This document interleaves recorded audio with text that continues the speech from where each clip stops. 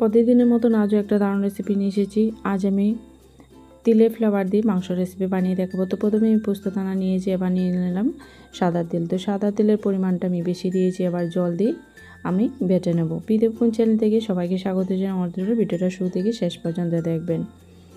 তো এবার আমি বেটে নিয়েছি। আপনারা সব ধরনের তো মাংস খেয়েছেন, কিন্তু তিল বাটা দিয়ে একবার মাংস রেসিপি বানিয়ে খেয়ে দেখবেন, মুখে লেগে যাবে, এত অসাধারণ লাগে। এবার আমি কাঁচা লঙ্কা আর রসুন দিয়ে দিলাম। তো ঝালটা আপনারা ইচ্ছে অনুযায়ী দিয়ে করে নেবেন। তো আমি বেটে নিয়েছি এবং কড়াই বসিয়ে দিয়ে সরষের তেল দিয়ে আমি করে নিয়েছি। তো তেল গরম হয়ে গেছে, এবার আমি পেঁয়াজ দিয়ে দিয়েছি। পেঁয়াজ দিয়ে আমি বেরেস্তা করে নেব। আর প্রথম দিকে তো পেঁয়াজ কেটে রেখেছিলাম। তো হয়ে গেছে, এবার আমি উঠে নিয়েছি। এবার আমি মাংস দিয়ে দিচ্ছি। আমার রেসিপিগুলো দেখে যদি আপনার ভালো লেগে থাকে তো অবশ্যই আমার চ্যানেলটাকে সাবস্ক্রাইব করে আমার সঙ্গে থাকবেন। এবার আমি একটুখানি জল দিয়ে দিচ্ছি, যাতে মশলা আমি যখন দেবো যাতে না জ্বলে যায়। আবার ভালোভাবে নেড়ে নিচ্ছি।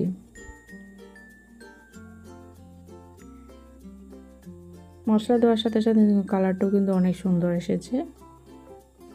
এবার দিয়ে দিচ্ছি স্বাদ অনুযায়ী নুন। এবার দিয়ে দেব জিরে। এবার দিয়ে দিচ্ছি ধনিয়া গুঁড়ো। এবার কালারের জন্য হলুদ গুঁড়ো।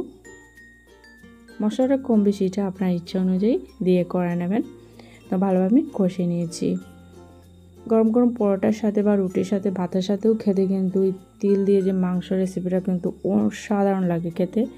একবার বানিয়ে খেলেই কিন্তু বুঝতে পারবেন কতটুকু দারুণ। তো এবার আমি পেঁয়াজ বেরেস্তা দিয়ে দিয়েছি। এবার আমি দিয়ে দিচ্ছি জল। জল দেওয়ার পর আমি 2-3 মিনিটের মতন ঢেকে রেখে দেবো, যাতে মাংসগুলো ভালোভাবে সিদ্ধ হয়ে যায়।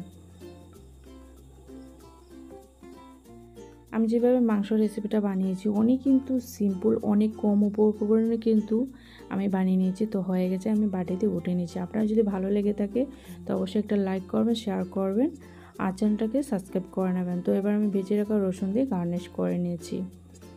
আবারও বলছি, বানিয়ে খেয়ে দেখবেন, তাহলে বুঝতে পারবেন কতটুকু অসাধারণ।